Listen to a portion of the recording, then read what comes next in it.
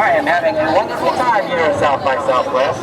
Boy, you're just walking right up there, aren't you? Hello. What would you like to say into that camera of yours? It doesn't matter. Let's pick whatever you want to say. Are you having a good time? Yeah, having a great time.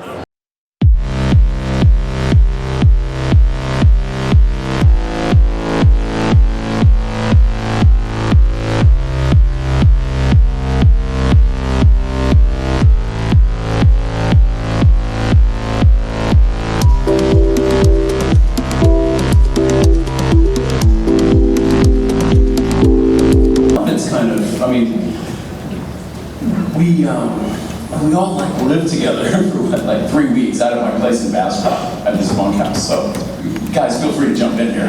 But you guys were living together. I was so we just kind of bonded and rehearsed and rewrote, a lot of the script and just kind of workshopped it, I guess. So that's when brought out, I think, individual characteristics of each guy and just tried to make it, let them bring themselves to a large degree. So I can do that. Yeah, but everybody here was in on the brotherhood equally. I've never been around a group of people who's just as caring for one dude as the other, as the other, as the other. So it was we were all in it together. So to me, it's really that initially. Sort of, what is this whole thing saying? Does it have something to say? Does it have something to say beyond the entertainment of it, just the fun factor? And does it have something that is fun, that's entertaining, that's filled with tension? And do I want to move to the next scene, and then ultimately do I want to know what's going on with these characters? And then I ask myself, would it be cool to play this part? I wanted to write a movie for myself to play an overbearing, kind of slightly dangerous person who didn't take social cues, oddball. That's where it all started from, and it was when I was writing it that it started to really fully form. I was interested in bullying, and when I thought about making that story 20 years after high school.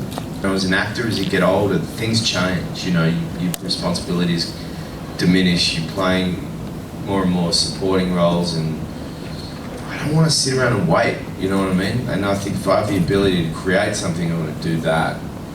And I've got a lot of stories to tell, and get the opportunity to cast myself in movies, and I really want to do it more. Jean-Marc, as soon as before we started filming, I really wanted to do a lot of rehearsal and preparation, and he was like, it's okay. And I'd be like, it's a week before shooting and we haven't rehearsed. I'm hey Jean-Marc, just texting him like, what's up, want to rehearse? And he's like, great idea. And then nothing happened. Which is really the sign of a good director. And they say to the actor, great idea! And then they don't listen to your idea.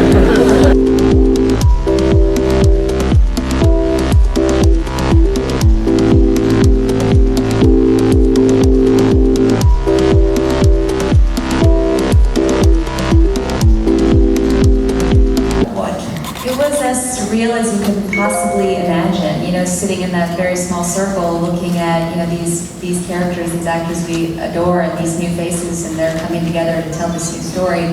It was, we all kind of glanced at each other throughout going, can you even hear what's going on? Because it's just impossible to not just have your mouth, open up and hear. It also was it was really special because, as you saw, Mark Hamill was our narrator. And it felt like the greatest campfire in the world. We needed to make sure that fans of Star Wars knew that we had them in mind. And for early teasers, it was important that we, leading up to the Chewie We're Home moment, that it was important that we speak to them. There is a kind of meta conversation that's going on no matter what when you're doing marketing and publicity.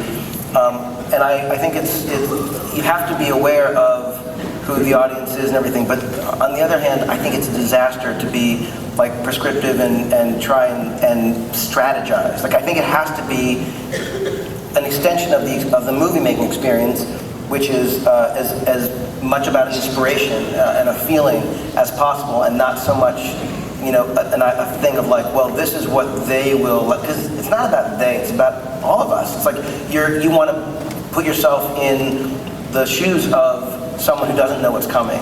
and figure out what's the most fun way for them to experience it and anticipate it and see it. And then, Well, in the case of Bad Robot, we've been using all sorts of tools, whatever's available to us and whatever's necessary. In the case of The Force Awakens, we had a movie that we were in post on. We realized we needed to add some moments, change some scenes, rewrite some stuff, and actually put in moments of, just to be specific with this, the theme of this talk, humanity into some sequences that were special effects heavy and maybe sort of off point. And we ended up doing a lot of that at Bad Robot, literally in our little stage that we had. We ended up shooting nearly 10 minutes of the movie in total at Bad Robot. And it was stuff that we could never have done had the technology not existed.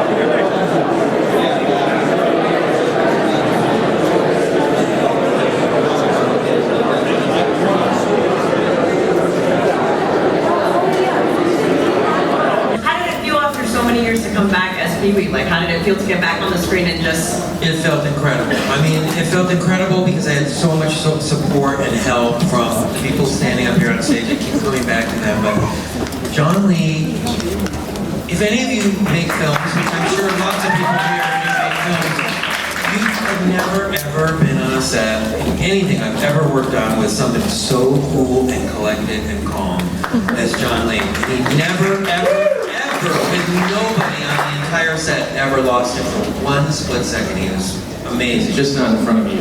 No. I asked a whole bunch of people.